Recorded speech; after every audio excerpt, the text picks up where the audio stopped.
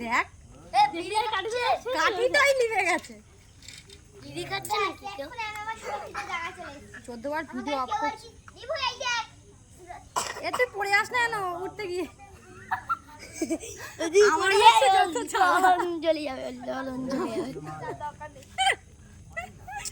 তুই ছোট ছোট করে দিয়েছিস তা কি হবে?